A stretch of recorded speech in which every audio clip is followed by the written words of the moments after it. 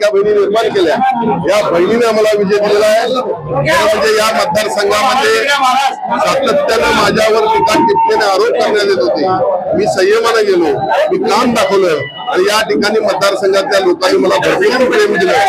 खास करून पेटांमधून असेल, सर्वच शहरी भागात असेल, सर्व माझ्या मतदारसंघामध्ये आणि खास विशेष करून मी बावडा विभागाचे या ठिकाणी आभार मानेन।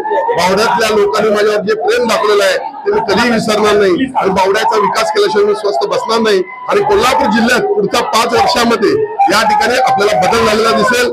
कोल्हापूर जिल्हा सुजलाम सुफलाम झालेला दिसेल, विकासापर्यंत गेलेला आपल्याला दिसेल। तर कोणते मुद्दे होते ते या ठिकाणी विजयासाठी तुम्हाला पुढे आणता आले असे वाटते, काय नेमकं सांगता? लाडक्या बहिणीनं आम्हाला भरभरून आशीर्वाद दिलेला आहे।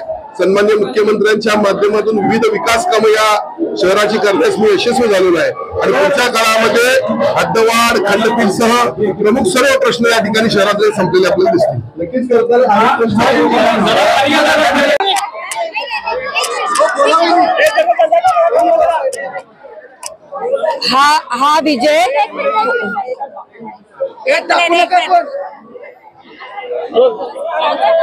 हा विजय कोल्हापूरच्या स्वाभिमानी जनतेचा आहे, महायुतीच्या पदाधिकाऱ्यांचा, आमच्या सर्व शिवसैनिकांचा, महिला आघाडी असेल, युवा सेना असेल, त्यांचा सगळ्यांचा विजय म्हणत आहे मी।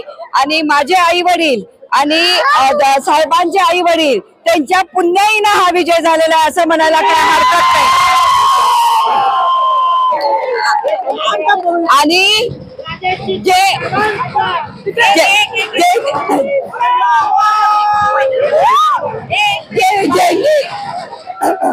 ज्यांनी टीका केली त्यांच्या नाकावर टिच्चून हा विजय झालाय असं म्हणायला काय हरकत नाही।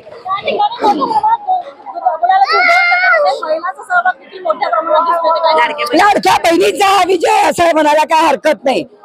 या विजयाला पात्र लाडक्या बहिणीच आहेत काय, आणि आपली जनता, सर्व जनता, स्वाभिमानी जनता काय। आणि मला एकच सांगायचंय की वादळात कोणी दिवा लागवू शकत नाही।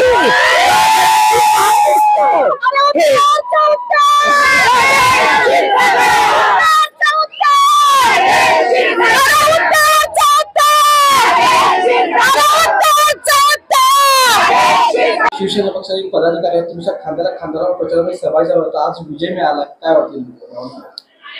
प्रथमतः मी कोल्हापूरच्या सर्व स्वाभिमानी जनतेचं पूर्णपणे शिवसेना जिल्हा प्रमुख या नात्याने मी त्यांचं अभिनंदन करतो, आभार मानतो। ज्या पद्धतीनं वंदनीय हिंदू हृदय सम्राट शिवसेना प्रमुख बाळासाहेब ठाकरे यांना जो आवडणारा जो प्रामुख्याने जो हा कोल्हापूर जिल्हा आहे आणि या जिल्ह्याचं नेतृत्व करण्याकरता प्रत्येक टायमाला ह्या स्वाभिमानी जनतेनं शिवसेनेला आशीर्वाद दिला, त्याच पद्धतीनं आता देखील महायुतीच्या आमच्या सर्व पदाधिकाऱ्यांनी प्रामाणिकरित्या सगळ्यांनी एकमेकाच्या हातात काम केलं। हा खरं म्हणजे हा जनतेचा विजय आहे, सर्वसामान्य जनतेचा विजय असल्यामुळे मुख्यमंत्री लाडकी बहीण योजनेच्या ज्या बहिणी आमच्या आहेत त्यांचा विजय आहे, शेतकरी कुटुंबियाचा विजय आहे, युवकांचा, युवतींचा, सर्वांचा हा विजय आहे। आणि ही जी आमदारकी आहे, मी आदरणीय राजेश क्षीरसागर साहेबांच्या माघारी तुम्हाला सांगतो की आम्ही जनतेला ही आमदारकी समर्पित करत आहे, कारण का हा जो सिंहाचा वाटा हे जनतेचा आहे। जे आमचा जो विजय झालेला आहे हे जनतेच्या आशीर्वादाने आम्हाला विजय झालेला आहे। प्रामुख्यानं आता नानाने पण आपल्या मनोगतातनं व्यक्त केलं, आपल्याला सांगितलं की कोल्हापूर जिल्हा हा काँग्रेस मुक्त केला, याचा खरोखर आम्हाला अभिमान आहे। कारण ज्यांची जी दादागिरी होती, जी दहशत होती, ही दहशत महायुतीच्या सर्व पदाधिकाऱ्यांनी मोडून काढलेले आहे आणि इथून पुढे कोल्हापूरचा विकास हाच आमचा ध्येय असेल आणि कोल्हापूरच्या जनतेची सेवा करणं हे आमचं प्रामुख्याने कर्तव्य असेल। प्रचार दरम्यान गद्दार किंवा टक्क्यावरचं नेता असं म्हणजे काय निधन केला होता, तर त्याचं नेमकं काय उत्तर द्या? आता बघा, प्रत्येक गेल्या 2.5 वर्षामध्ये आदरणीय आमचे महाराष्ट्राचे मुख्यमंत्री आदरणीय एकनाथ शिंदे साहेब आणि आमच्या सर्व आमदारांना पदाधिकारी गद्दार गद्दार गद्दार म्हणून ते आम्हाला कायम विनवण्या केल्या जात होत्या, पण आम्ही त्यांना एवढंच सांगतो की जनतेनं जाता त्यांना घरात बसवलेला आहे आणि खरं गद्दार कोण आहे आणि खरी शिवसेना कोणाबरोबर आहे आणि वंदनीय बाळासाहेबांची शिवसेना म्हणजेच आदरणीय एकनाथ शिंदे साहेबांची शिवसेना। या पद्धतीनं जनतेनं आशीर्वाद एकनाथ शिंदे साहेबांना दिलेला आहे, बाळासाहेबांच्या शिवसेनेला। सगळ्यात पहिल्यांदा मी सर्व कोल्हापूर उत्तर जनतेचं अभिनंदन करते. माननीय राजेश दादा क्षीरसागर हे पुन्हा एकदा आमदार झालेले आहेत आणि या त्यांच्या यशामध्ये कोल्हापूरच्या सगळ्या लाडक्या बहिणींचा मोठा वाटा आहे. त्या सगळ्या लाडक्या बहिणींचं मी पहिल्यांदा अभिनंदन करते. लाडक्या बहिणींनी बरेच कार्यक्रम करून दाखवलेला आहे की त्या पूर्णपणे सत्याच्या बाजूने उभ्या राहिल्या, कुठल्याही अपप्रचाराला कुठल्याही खोट्या प्रचाराला बळी पडल्या नाहीत. आणि आम्ही वेळोवेळी हे सांगितलं होतं की तुमच्या कुकरची शिट्टी वाजणारच नाही, कारण मुळात तुमच्या गॅसचा लायटरच आमच्याकडे आहे, त्यामुळे तुमची गॅस पेटला पण नाही आणि शिट्टी वाजली पण नाही. त्यामुळं हा आमचा सत्याचा झालेला विजय आहे, दादांनी केलेल्या कामाचा विजय आहे आणि दादांच्या वरती लोकांनी केलेल्या प्रेमाचा विजय आहे. कोल्हापुरातल्या सगळ्या बहिणींचा विजय आहे. माननीय राजेश दादा क्षीरसागर आणि वैशाली वहिनींच्या वतीने मी सगळ्या बहिणींचे आणि सगळ्या भावांचे मनापासून आभार मानते. जय हिंद, जय महाराष्ट्र. कोल्हापूर उत्तरच्या सर्व जनतेचं प्रथम मी मनापासून आभार मानतो की आमचं ठरलंय की आता वाक्य पुसलं गेलेलं आहे.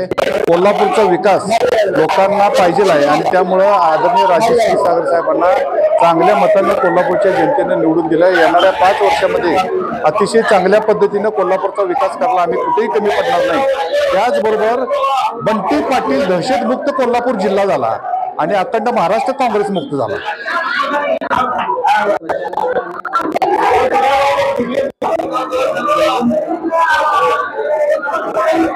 भारतीय जनता पार्टीचं मी प्रमुख म्हणून काम केलंय. भारतीय जनता पार्टी शिवसेना ही समविचारी आहे. मी जर काँग्रेसमध्ये गेला असतो तर हा आरोप खरा होता, पण ज्यावेळी भारतीय जनता पार्टीला तिकीट मिळालं नाही त्यावेळी शिवसेनेला तिकीट मिळालं. ते आमच्या महायुतीमध्ये आहेत, त्यामुळे मला कुठं जायचा काही संबंध राहिला नाही. पण बेछूट आरोप करून खोटं आरोप करायचं हे बंटी पाटीलचं काम आहे. पण येणाऱ्या भविष्य काळामध्ये कोल्हापूरच्या लोकांना आता विकास पाहिजे आहे. याकडं कोल्हापूर जिल्ह्यामध्ये बघितलं 10च्या 10 सीट त्यांच्या पाडलेल्या आहेत आणि कोल्हापूर जिल्ह्याच्या लोकांना आता विकास पाहिजे.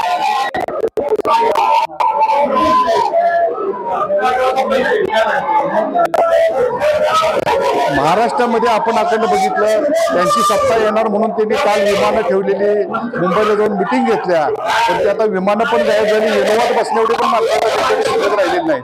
त्यामुळं हे सगळं झूट आहे, खोटं आहे.